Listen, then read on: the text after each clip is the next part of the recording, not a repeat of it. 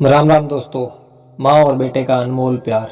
माँ, मुझे कुछ महीनों के लिए विदेश जाना पड़ रहा है। तेरे रहने का इंतजाम मैंने वृद्धाश्रम में करवा दिया। तकरीबन 30 साल है विवाहित। डॉक्टर संदीप ने देर रात घर में घुसते हुए अपनी माँ से कहा। तब माँ बोली, बेटा तेरा विदेश जाना जरूरी है क्या?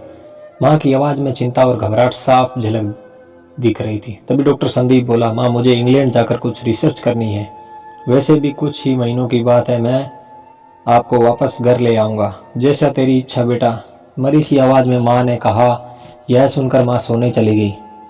दूसरे दिन संदीप माँ को पड़ोस के एक वृद्धाश्रम में छोड़ आया। वृद्धाश्रम में आने पर शुरू में हर व्यक्ति के चेहरे पर जिंदगी की प्रति आशा और निराशा साफ झलकती थी, लेकिन जानकी देवी जी के चेहरे पर वृद्धाश्रम में रहने के बावजूद भी कोई चिंता नहीं थी। एक दिन वृद्धाश्रम में कुछ बुजुर्ग आपस में बातें कर रहे थे। उनमें से 3-4 महिलाएं थी। उनमें से एक महिला बोली, डॉक्टर का कोई सगा संबंधी नहीं था क्या जो अपनी माँ को यहाँ छोड़ गया? तभी वहाँ बैठी एक महिला बोली, जानकी देवी जी के पति की मौत के बाद जवानी में ही उनकी मौत हो गई। तब संदीप तकरीबन 4 या 5 साल का था। पति की मौत के बाद जानकी देवी जी ने और उसके बेटे के रहने और खाने के लाले पड़ गए थे। तभी किसी रिश्तेदार ने उनकी मदद नहीं की थी। जानकी देवी जी ने दूसरों के घर में झाड़ू पोछा करके और अपने बेटे संदीप को पढ़ाया लिखाया और डॉक्टर बनाया। संदीप भी पढ़ने और लिखने में बहुत होशियार था। तब वो डॉक्टर बन गया। वृद्धाश्रम में करीब 7 महीने गुजर जाने के बाद एक दिन जानकी देवी जी वृद्धाश्रम संचालक मुकेश शर्मा के ऑफिस के नंबर से अपने बेटे को फ़ोन किया और कहा, संदीप तुम इंडिया आ गए क्या, या फिर कब आ रहे हो?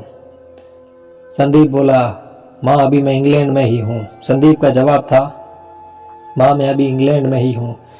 अब तो जानकी देवी जी के 3-4 महीनों से फ़ोन करती तो बेटे संदीप का एक ही जवाब आता, माँ मैं यहीं हूँ, जैसे ही अपने देश आऊँगा तुझे बता दूँगा। इस तरह समय गुजरता गया। 2-3 साल गुजर गए। अब वृद्धाश्रम के लोगों को भी कहने लगे, देखो कैसा चालाक बेटा निकला, कितनी धोखे से अपनी माँ को यहाँ छोड़ गया। तभी वृद्धाश्रम में एक अन्य बुजुर्ग बोला, मुझे तो नहीं लगता कि डॉक्टर कहीं विदेश प्रदेश गया होगा, वो तो बुढ़िया से छुटकारा पाना चाह रहा होगा। तभी किसी एक बुजुर्ग ने कहा, मगर वो तो शादीशुदा भी नहीं है, फिर होगी कोई गर्लफ्रेंड जिसने कहा होगा पहले अपनी माँ का रहने का अलग इंतजाम करो, फिर मैं तुमसे शादी कर लूँगी। 2 साल वृद्धाश्रम में रहने के बाद जानकी देवी जी की अपनी नियति का पता चल गया। बेटे के गम ने उन्हें अंदर ही अंदर खाने लगा। वो पूरी तरह टूट गई थी। 2 साल आश्रम में रहने के बाद एक दिन जानकी देवी जी की मौत हो गई। उनकी मौत पर आश्रम के लोगों ने आश्रम संचालक शर्मा जी से कहा, उनकी मौत की खबर उनके बेटे को दे दी जाए। हमें नहीं लगता कि वो विदेश गया होगा, वो होगा यहीं अपने ही देश में। तब शर्मा जी बोले, इनके बेटे को मैं कैसे खबर करूं, वो उसे मरे तो 3 साल हो गए। शर्मा जी की यह बात सुनकर वहां उपस्थित सभी लोग हैरान रह गए।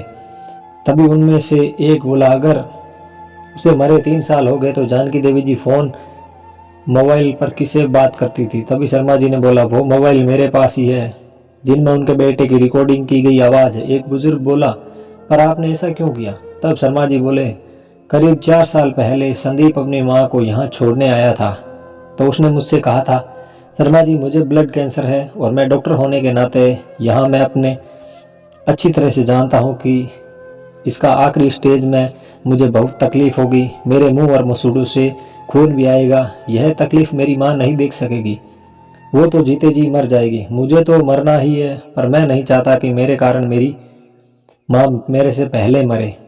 मेरे मरने के पहले 2 कमरों का छोटा सा घर, फ्लैट और जो भी घर का सामान है आदि मैं वो वृद्धाश्रम को दान कर दूंगा। यह दास्तान सुनकर वृद्धाश्रम के सभी लोगों की आंखों में आंसू आ गए, सबकी आंखें नम हो गई थी। जानकी देवी जी का अंतिम संस्कार आश्रम में ही कर दिया गया और अंतिम संस्कार में शर्मा जी ने आश्रम में रहने वाले बुजुर्गों को, परिवार वालों को भी बुलाया। माँ बेटे की अनमोल प्यार और अटूट रिश्तों को कुछ लोगों पर इतना गहरा असर हुआ, कुछ बेटे अपनी बूढ़ी माँ बापों को वापस घर ले गए।